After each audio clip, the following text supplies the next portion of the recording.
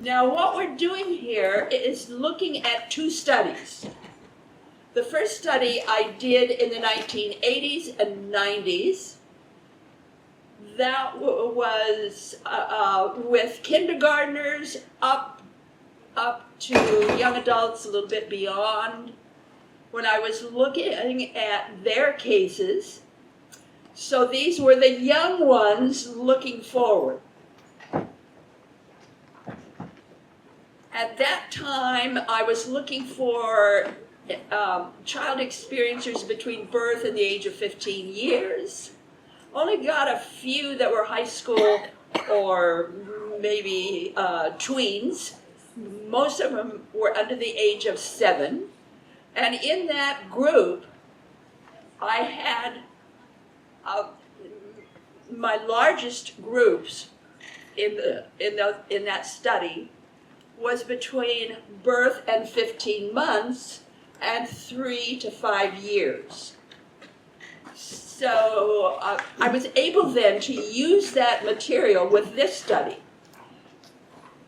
So the Forever Angels is really two studies in one. We've got the young ones looking forward. This time, I went after people in their 50s, 60s, 70s, 80s. And I said, do you remember having had an experience before, during, or after birth, as a baby, toddler, or child up to the age of 5? And those people who could remember that, who had clear memory of that, I simply said, did having that near-death experience at such a young age make any difference in your life? If so, tell me about it. So I was really asking for an essay. And boy, did I ever get it. Lots of phone calls and emails and, studies later. I have this group, the more mature, looking backward. I'm able to compare with the young looking forward. Same type of experiences. So forward and backward. Please know that I'm the kind of researcher that kind of stands a little bit outside the box. We've got our vertical researchers. Those are the scientific protocol. They're going for the bones of whatever is occurring. They want to be able to map it out, what it is, how real it is. But I'm a horizontal researcher. I go for the meat on the bones. What is it like to live it? What is it like to be with it? So I'm in the people's homes. I'm talking to the spouses and the children. I'm talking to healthcare providers. I'm talking to anybody who will talk to me. And I'm studying them. For some reason, this is not advancing. So I'm studying them. And I'm finding out, it's what's going on with these people. Remember, I'm a cop's kid. I was raised in a police station. Yes, I was. Went with my dad on a couple of high-speed cases. Dad would always say, hit the floor. And I knew what that meant. I could never say one word in the police car. So, I was just looking and observing. So that's how I was raised. I was an observer. I did my first double-blind study with a control group at the age of 5.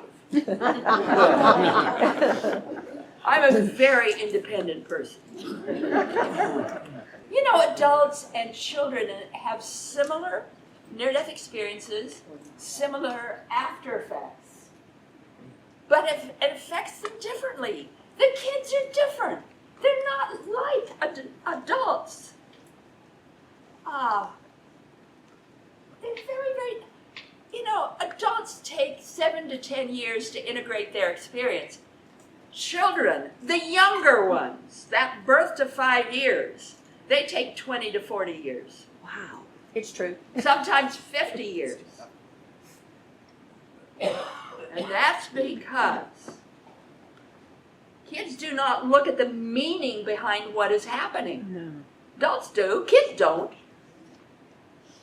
They simply adjust and change and compensate, even into the mature years. You know, hey,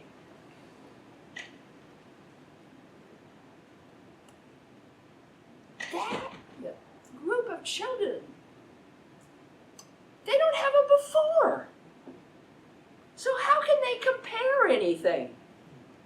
Yeah. There's no before. Right. So they come in still there. Keep that in mind. With kids, I want to be clear here. First of all, with adults, they deal with changes afterward and the necessity of finding new reference points. They are challenged to redefine themselves and the life they live from another perspective. Before and after comparisons can be made. But with kids, they deal with the strangeness that what they encounter in the world around them does not match what they know and identify with. They are challenged to recognize the source of their uniqueness and accept the validity of what they have gained from the experience. What happened to them is the basis of all they know. Adults integrate. Children compensate. Yeah. Yeah. They don't integrate. They compensate.